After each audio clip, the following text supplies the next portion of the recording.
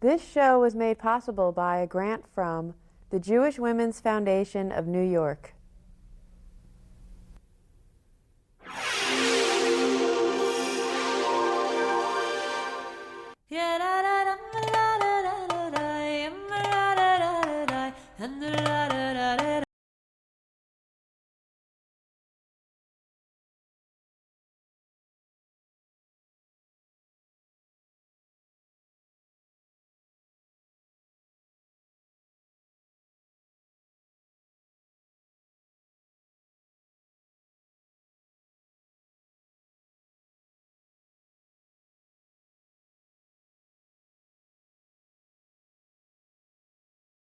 In America, a television series that celebrates the contributions of Jewish women to U.S. society. I'm Blanche Wiesen Cook, and my guest today is Rabbi Chava Koster of the Village Temple in New York City, and the first woman from the Netherlands to be ordained a rabbi in the U.S. Welcome, Rabbi Koster. Pleasure to be here. I'm so glad you're here. You're one of the great forces in this city and this country and this world for justice and for humanitarian issues and for women. And I feel just very privileged to be with you today. My privilege to be with you today. And it was at your temple that I celebrated with my mother her last Passover Seder, a feminist Seder, which was such a wonderful, cross-generational, fabulous Seder. Like many women of, almost 90, she was always so angry at Seder time. Women weren't allowed to participate. They were only allowed to cook. And she really felt that. One terrible Passover time, she broke all the dishes. She did? Well, I see you come by your temperament from your mother's side. That's wonderful, though. So tell me how you come by your temperament. How do you come by your vision and the work you do? How did you become a rabbi? I mean, here you are, you're a major rabbi in the conservative and post-denominational tradition. It's a long story. I think it goes back to having been raised in a post-Holocaust family, a family that had, during the war, gone into hiding. And I'm not sure if after the war they actually really truly came out of hiding. And so being Jewish after the war was really hard. And for them it was something that they, on the one hand, were very proud of, and on the other hand, did not want to be reminded of. Well, I don't think they counted on a very willful, intense child. Which, where were you? They were Amsterdam. hiding in Amsterdam. They were hiding in Amsterdam. And so I think I was very young, age of 7, when I really officially discovered that we were Jewish. I had really not a real clue. And when I found out, I had a very close connection to my great-grandfather, who called me the questioner, because I always wanted to know why. I still do. Ask any of my good friends, and they'll say, ugh, the second word out of her mouth is why. Explain to me why. And he really taught me what it meant to be a Jew. And I think the most profound experience I had with him it was the year he actually passed away, just like you talked about your mother. I was a member of a youth group, and very fervently Zionist and very anti-German. My great-grandfather decided it was time for me to go on an exchange program between Germans and German Jews and Dutch Jews and Dutch. And I kicked and screamed and said I wasn't going to do that. And he said, it's not up to you, you're going. So I went and had a wonderful time, had a wonderful 4 days with all sorts of people. And coming back on the train from Germany into Amsterdam, which was very symbolic, and waiting for my great-grandfather to stand there with his fedora to pick me up, I was very guilty. I felt very guilty. How could I possibly like these people? And I'll never forget, he stood there and he said, so no, how was it? And I shared with him. I said, I felt rather guilty. And he said, if I had allowed you to grow a neo-Nazi in your heart, he said, then Hitler would have won. And he said, I did not raise a great-granddaughter to do that. And so I think that was very pivotal. I knew from the age of 16 that I wanted to be a rabbi, and I was always told, not possible, not possible. And I said, well, watch me. Watch me. So eventually I saw an article that was talking about Sally Priesand and her ordination. And I thought, like, well, if she can do it, then I Now, can. Sally Priesand, Reform movement, first female reform rabbi. and what year Oh was it? God, was the early 70s. Right. And I felt like if she could do it, I could. And eventually that brought me to this country to go to rabbinical school here. And where did you go? I went to the Academy for Jewish Religion and the Jewish Theological Seminary, and so here we are. So did you study with Heschel? With No. Heschel was... he was dead by then? yes. No, he wasn't actually. He might have retired. I We, think are we he- in the 70s? Where No, are- no. Oh, no, okay. No, after that. Okay. The 90s, 91. Okay. So no, he was He was I think dead he by had then. passed away, Yeah. but I met his daughter, who I thought was Susanna. very powerful. Very powerful. So yes, that was... And you know, they didn't allow her to say Kaddish. She went into a synagogue to say Kaddish for her father. She writes about this. Yes, and if you imagine Abraham Heschel's daughter, not and being is able told to say Kaddish. women can't say Kaddish Right. for the dead, the prayer for the dead. Well, I there's mean, certain rabbis who would still say that to this day. Right. I disagree. Well, and we're very grateful to you Respectfully so. for making it possible for all of us to worship again. Well, I in- think there's many women on whose shoulders I stand. In particular, I think most people don't know that the first female rabbi ever to be ordained was ordained in 38 in Germany. Really. And her In- name was in- Regina Jonas. She's actually very famous. And a few years ago, I took my youth group on an exchange program with German Jews and Germans. I think history repeated itself in a way for me. And we stood in the first Reform congregation in the Oranienburger Synagogue. And there she was, a large photograph of her at the year of her ordination. She had a private ordination by Rabbi Max Dienemann. And it always makes me think, had there not been a Shoah, Reform movement, or progressive Judaism as we now know it, would have probably taken off tremendously in Europe. It started in Europe. It stopped due to the war. And it is, to this day, hasn't recovered. And if you can think of standing on the shoulders of many, many women who probably would have become rabbis, would have become cantors, and due to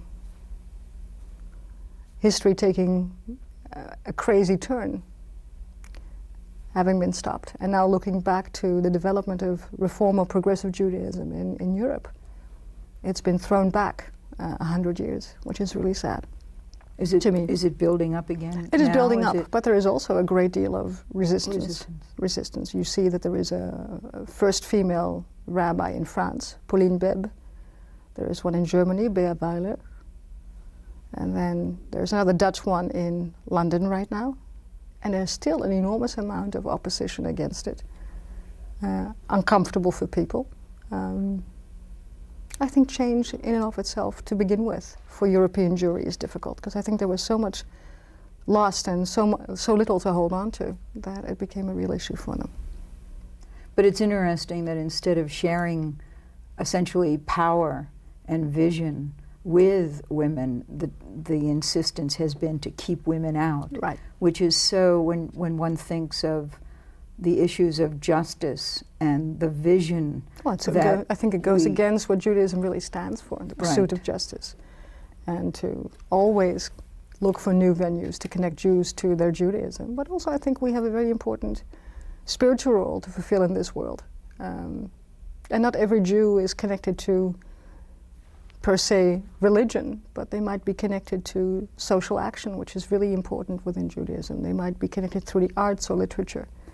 And I think, if anything, we have an obligation to possibly create a synagogue where people can find doorways, can find entrances into a synagogue, where they can go through eventually one of those gates, those openings.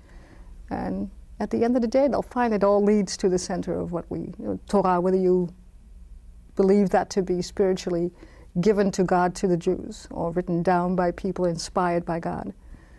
I think all of those elements of a braid, whether it's social action or religion or art, all of those things eventually tie together and forms Judaism at its core. And to say it can only be one thing is a pity if we say that. Well, it's very limited. And it would also, I think, cut off too many people. What is you do a lot of social action in Yes. the village temple, and you personally are involved with this extraordinary global movement. Could you talk a little bit Sure. about in 2000 there was the World Summit of Religious Leaders, which was in New York, and it was very exciting. And some of the organizers, the UN and Rudolf Finn, came to the conclusion once again that yes, even though it had been an amazing week of being almost able to walk into a lexicon of religion and to see all sorts of people, Shintoist priests and Buddhists and Jews and imams and rabbis and indigenous peoples, we came to the conclusion that a lot of women had not been invited, simply either because they don't hold positions in the upper echelons or because they were purposely left out. And so we decided that we were going to have a global peace initiative of women clergy and women spiritual leaders, and we actually kicked off in 2002 in Geneva with a big peace initiative. And that has now developed into all sorts of programs that we do. We have done... let me repeat that, because it's so exciting, really. A global peace initiative of women clergy and women spiritual leaders. Right. That is spectacular. And so what we've taken on is to look at problem areas in the world and say, okay, we're going to focus on this. We're going to create either a business component, a spiritual component, and also trying to bring this out to the world. So we started a project with peace baskets in Rwanda, which basically helped part of the world which was devastated by hatred and terrible atrocities to come up with something that they already were making and then give it the message of peace. And it is actually a great success. We've brought computers to Afghanistan, and at the moment we're focusing on the Middle East because we feel that is probably the biggest conflict area that we have at the moment. It's really the epicenter of this moment. So we are we're working on a conference in June that will focus on tolerance, peace, and diversity within the faith traditions, but specifically focused on Palestinian and Jewish scholarship. But this time it's going to be a conference in Jerusalem, and the scholars are only going to be female scholars from both fields, which is very exciting because that's the first time that has ever happened. And we hope that the UN will sponsor a series of papers on the topic. And we hope to also invite all the grassroots peace movements from both Palestinian as well as Israeli side to be part of the conference. So they are also sort of lifted up from being somewhat unknown or marginalized, I would say at the moment, very marginalized by the politics. But it's been a. But you've been there yes. at this meeting in Jerusalem yes. before, and to set the groundwork yes, for this. We had and you went to a planning Ramallah. meeting in December, and it was the first time that I walked through a checkpoint in my life, and actually was in Ramallah. I think it changes your perspective. It's one thing to read about it or to see a one-sided publicity on television, in the news media, but to actually physically walk through a checkpoint with several reverends, a Buddhist monk,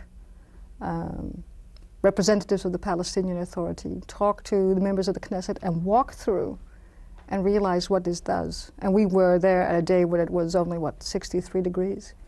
I can imagine what it would be in the middle of the summer when it's hot and it's all boilerplate and you're standing there, and it is a very distancing and hard thing to do. Now this was a checkpoint in addition to the wall, or? No, this is normally all the, if you go from Israel into Palestine, you will have to go through a checkpoint. Right. Es wird gar nicht helfen. You have to do that.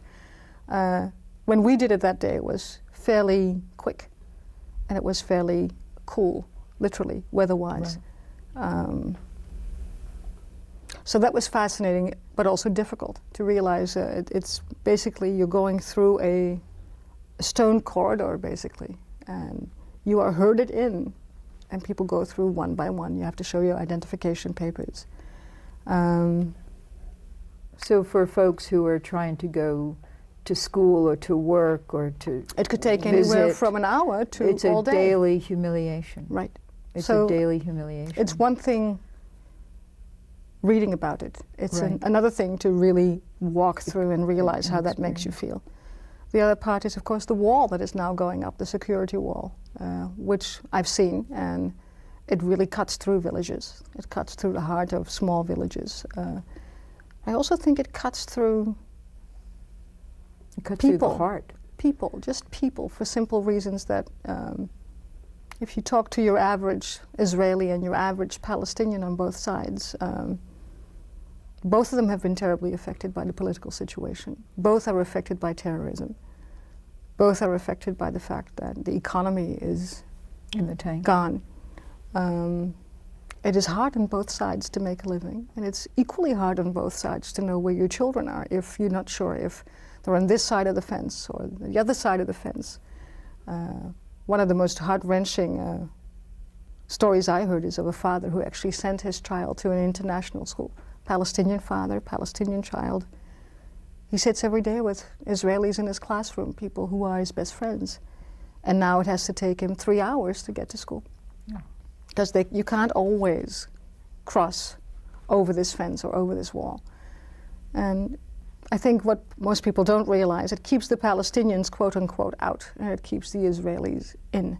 So I don't think there is a winner or a loser in this situation. I think we both lose. Everybody loses. I think we both Everybody lose. loses. And so that's, it's something that I have worked very hard for. I think it's important that we get to know each other face to face.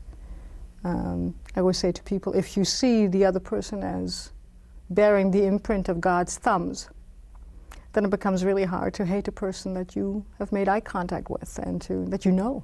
And that you've spoken with. And spoken with. With respect. With respect. And hope.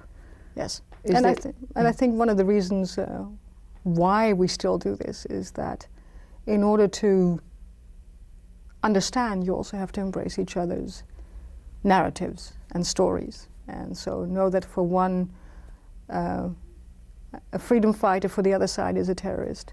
And our need for security might be their need, or they feel it as oppression. And so to sit in a room with members of the Palestinian Authority, with members of the Knesset, and have these discussions and sit there even when it becomes personally painful, I think has been a very moving experience for me.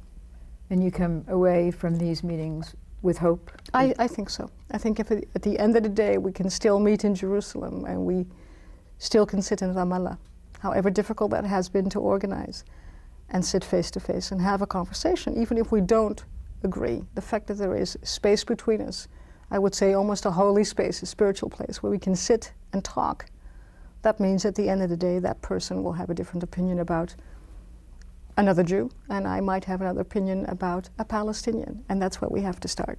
It's very simple. I don't think it's going to come from politicians.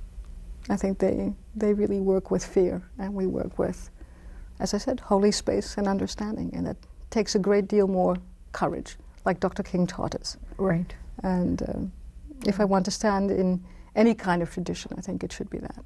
We need more Dr. Kings, people who stand up. We need activists Right. who have courage. And Yes. as Eleanor Roosevelt always said, courage can be as contagious as fear. Right. And you know, it's so bitter to think about the wall when you think about all the walls in Europe and all the walls against Jews. And it's really what the man who was known in the U.S. as Peter Bergson, who was Hillel Cook in Israel, and who always wanted Israel to have a constitution and to define its borders, which Israel had refused to do. And then he left the Knesset, and he said, I don't want this country to become a ghetto with an army. Right. And the building of the wall just it's really heartbreaking. Well, we also know from And history that it walls, doesn't work. They don't work. It doesn't work. They come down eventually, that's the good news, but Right. at a great deal of Agony. human agony at the cost of that. Do you think, I mean, I'm interested that you say politicians won't do it, well, they won't do it without the kind of movement pressure that leaders of, really great peace and spiritual tradition bring on them.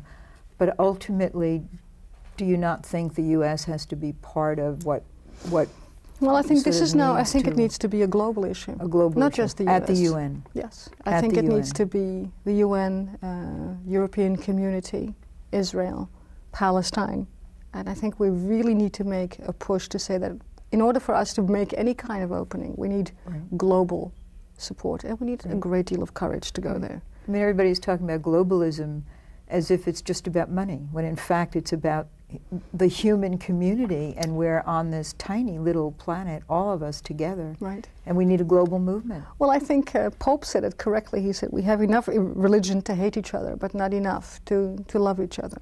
And so I think in any kind of political situation, I think religious leaders need to be at the table, helping people to make decisions. Because at the end of the day, if we are talking about globalization, the flip side of that is that I think we lose our spiritual anchors, very much so. Globalization also, I think, forces people to lose a sense of self. In olden days, it was very easy to identify. It was us against them. And we had tribal situations, tribal connections. Nowadays, in globalization, it becomes really, really hard to do so. So I think in order to have any kind of opening within the Middle East, I think we cannot neglect the fact that religion has to be at the table, and not just, I would say, the extreme right wing, but people who can actually build bridges. Right. And, and of course that really is happening with, you know, I mean, you had Yael Dayan at the Village Temple. Right. And there is Gush Shalom, and there are all of these movements. I'm very partial to a movement in Israel, in addition to the women in black and the women and men in black, who are all of these. There's really a tremendous activist movement. Mm-hmm. There's something called Dirty Laundry, which is, it's amazing. It's gay and lesbian, bisexual, Jews and Palestinians, Jews and Arab Israelis. How did they come up with that name? And they have been leading the marches. Is that brave? And I think it's really important. Or what? Well, I think it's doubly brave in that they have to stand out twice. That's right, they stand out twice. And they call themselves Dirty Laundry, as in your grandmother told you not to hang out your dirty laundry. I think that's wonderful. But I think one of the things we lack, and we should do, is that we need to galvanize all these groups. Right. The fact that we're all standing on street corners making the same plea or request, and that we don't have a unifying force to really organize us and to say, and now it's enough. I think that's one of the things we're hoping to organize through the conference, to also let people know that they're not alone and their voices are heard, which I think is important, since the overall, I would say, the spiritual state of both Palestinians and Israelis are, I would say, is rather depressed. People are having very gloomy thoughts about ever coming out of this situation.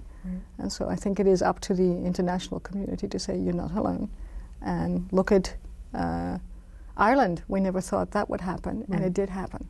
And the wall came down in Berlin, and it we took never 800 thought. years. Doesn't matter, we'll get there. If not in my days, then someone else will take on. It did happen, and you can't just erase that and simply say. I think it's so important, Rabbi Koster, that you, as a spiritual leader, who, you know, you're so loved and respected. It's very brave and courageous of you to be doing this. You know, folks don't agree, but you know, you're taking risks. What happens when you invite somebody like Yael Dayan, who is, after all, the daughter of Moshe Dayan, but is a very vigorous, outspoken peace leader? What happens when she arrives at your temple? Well, I think people are having a hard time. I think most of the time, most Jews that I know of, even in a liberal, progressive community as the Village and the Village Temple, our first reaction is when someone attacks or says we're not doing it the right way, is to go on a defensive. It's a human response. If I wouldn't pay attention to my own feelings constantly and my own thoughts, my thoughts on that matter, I probably would do the same thing. Yael Dayan was hard to take for most people, even though they don't put it into context that she is, in many ways, Moshe Dayan's daughter, who also took very forceful action and also stood up for what he believed in. But she talks from the ground. She talks from the situation. She talks about the situation and what really is going on, and not just the hype we get in the media. She talks about the situation economically, children below poverty level. Really starving. There are people starving. Starving. Her work as a government person on the ground in Tel Aviv. The fact that, yes, there is no necessity really for this wall, that this is more of a political statement. That if we were talking about the necessity of a wall, it should at least follow the demarcation of the Green Line, which it's not. She talked about very openly that a wall like that keeps Palestinians, quote unquote, out and Israelis in. But she also talks about the fact that any person on a donkey can smuggle in God knows what. So eventually a wall is not going to keep people from plotting a terrorist attack. Neither is a mahsom, neither is a checkpoint. So eventually she has spoken about how important it is to keep at this, meet Palestinians, talk to Palestinians, let them know you, let them see who we are on the other side, and to find out that we're not so different. Right.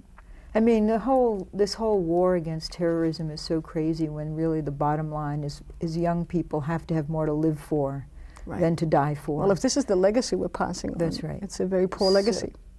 I mean, but we know that folks have to have more to live for than to die for, and we've got to create a world where that is possible. And I just think that a global peace initiative of clergy and spiritual leaders at this time working through the UN, actually meeting, is really, I think it's really fabulous. Important. It's really. I have one very personal question. Go ahead. When you left Amsterdam, how was your mother? How did she react to your wanting to be a rabbi? Actually, my grandmother, I would say. I was raised by my grandmother and not my mother. I think my grandmother was someone, had she been given the tools to follow her dreams, she would have. She wasn't. She hadn't. She missed that opportunity. So on the one hand, to have a granddaughter who stands on the barricades and become the first female rabbi, on the other hand, is something that on one hand fills her with pride, on the other hand makes her a little embarrassed, which I think is a nice reaction. It's both. I think in retrospect, I think the prideful part won. That's as it should. As it should. You talked about other social justice issues. There's so much homelessness in New York. The Village Temple has outreach. We have outreach to homeless. We have a soup kitchen that feeds on Shabbos, no less, 150 people, and we take a great pride in that. I'm working with a coalition of clergy downtown that works on Planned Parenthood, but also rights of immigrant workers, because we have more and more situations downtown that we have people below a certain level. Rabbi Koster, we are out of time. The Village Temple is a great center of learning and spirituality and social justice. For anybody out there who wants to be in touch with you, I hope they will. Thank you again, Rabbi Chava Koster, for talking with us today for Jewish Women in America. My pleasure. I'm Blanche Wiesen Cook. Thank you very much. Thank you. Yeah, da, da, da, da, da.